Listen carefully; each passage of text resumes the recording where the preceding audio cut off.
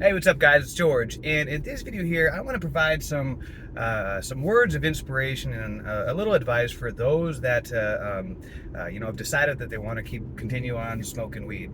The reason why I want to share this, my intention is never to make anybody feel bad. And I know, I get people comment on this channel, telling me, bragging about, that they smoke weed or how much they smoke weed, and sometimes I have people that reach out to me and email me, and they feel really guilty because they've either tried quitting, and it's like, they sometimes it's because they have like some kind of health issue where it's just like the one thing in their life that gives them some relief, and they feel really guilty about smoking weed, and that they actually do feel that their life is better smoking weed. And so that's why I want to share a different kind of a video, just giving some inspiration for my potheads, for those that have decided that they want to continue on smoking weed. And so really just two main pieces of advice. And my first words of wisdom that I would say is that if you've decided that you're going to continue smoking weed, maybe it's just at this stage of your life or forever or whatever, is just to own it.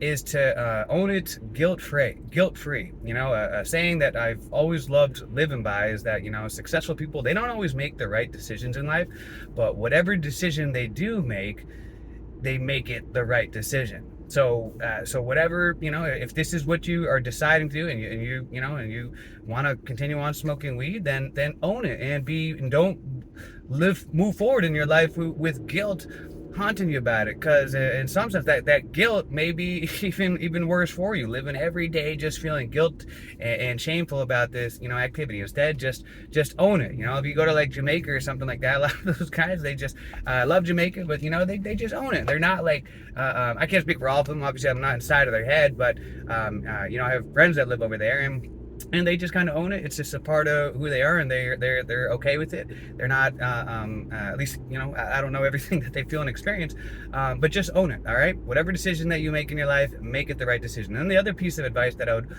want to share on that is that try to use the lowest possible dose that you can get away with.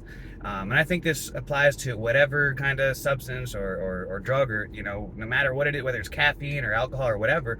Try to get away with the least amount that you can effectively do.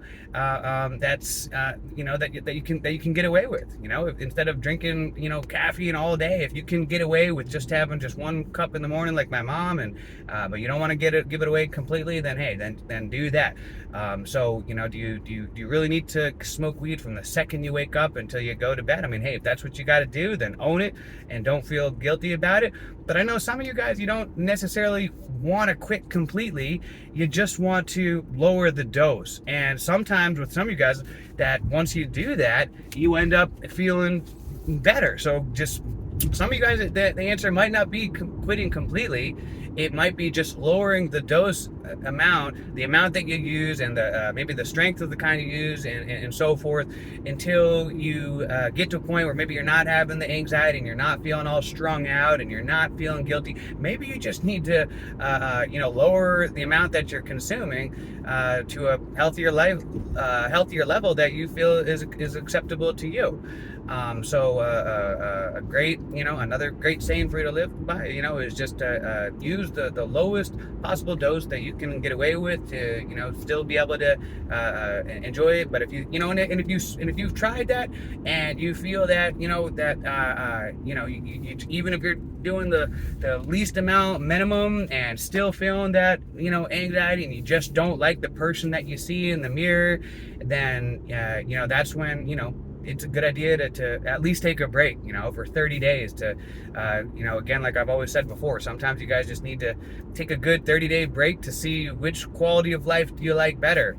Do you like the sober version of you that has your full mental faculties all the time, or do you feel that, this is something that that makes your life a little bit better by smoking weed? And that's all, only you can decide. And I'm not here to make anyone feel guilty about it. And that's why I wanted to share this message. I know plenty of people that smoke weed, and you can still live a long, healthy, successful life doing it. There are plenty of athletes and people everybody reacts differently to different substances and drugs, and some people get more anxiety, and some people tend to react getting more energetic from it. Well, I was never like that. I was never the type of person that got more energetic from smoking weed, but I know there are a small percentage of people that are like that. So only you know how you react to it.